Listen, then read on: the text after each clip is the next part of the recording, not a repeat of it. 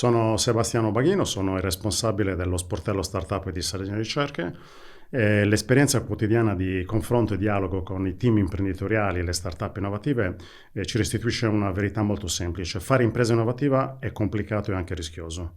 È un percorso che molte volte richiede fiducia, richiede dedizione, tempo, resilienza, ma anche un contesto locale che sappia riconoscere l'errore e la difficoltà e il rischio e lo sappia trasformare in apprendimento.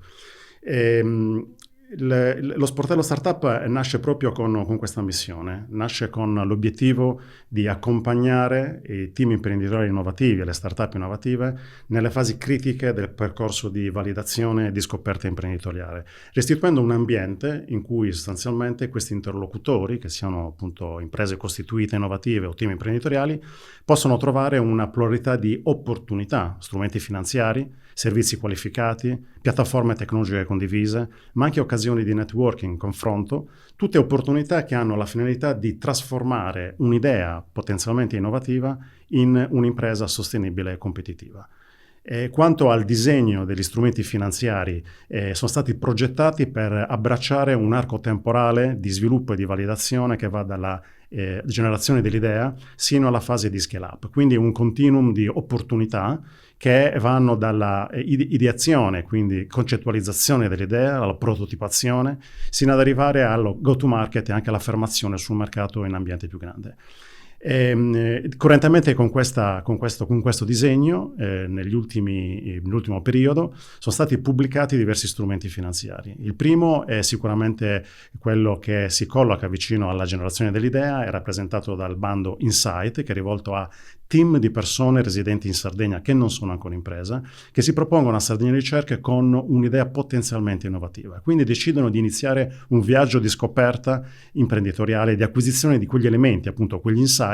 che conferiranno quindi al team la possibilità di verificare se l'idea si può trasformare in un'impresa innovativa. Il secondo strumento molto importante, che si colloca immediatamente in maniera successiva al bando Insight, è il bando Voucher Startup, che si rivolge alle startup costituite da non più di 48 mesi, che si propongono a Sardegna Ricerche con un prototipo di prodotto o servizio innovativo e quindi, sfruttando le opportunità di questo bando, hanno la possibilità di arrivare a completare questo prototipo, validare il loro modello di business e anche iniziare a dialogare con i primi clienti potenziali. Ovviamente questa è un'opportunità che è riservata alle imprese costituite, che sono iscritte nell'elenco delle startup innovative e che si propongono con un piano che può avere una dimensione ricompresa tra 40.000 e 200.000 euro. Sardegna Ricerche potrà intervenire con una percentuale di contribuzione fissa dell'85% a fondo perduto. Un altro strumento molto importante che si rivolge a tutti quegli attori dell'ecosistema che noi chiamiamo spazi di collaborazione, siano essi incubatori, acceleratori, spazi di coworking, che hanno come missione quella di restituire tutta una pluralità di servizi e di spazi attrezzati alle start-up del territorio per facilitare la loro affermazione sul mercato. Nei confronti di questi soggetti di spazi di collaborazione iscritti in un apposito elenco, diamo loro la possibilità di innovarsi nei servizi che propongono alle start-up e quindi si propongono a Sardegna Ricerche con un piano che può avere una dimensione ricompresa fra i 20.000 e i 100.000 euro per poter sostanzialmente avanzare tutta una pluralità di attività finalizzate al completamento di questo prototipo di un servizio innovativo. Tutti questi strumenti appena menzionati sono a sportello, quindi significa che sono sempre disponibili in un arco temporale molto ampio, quindi la logica è che noi vorremmo che tutti questi soggetti, siano team imprenditoriali, sia startup innovative, sia gli spazi di collaborazione, dialoghino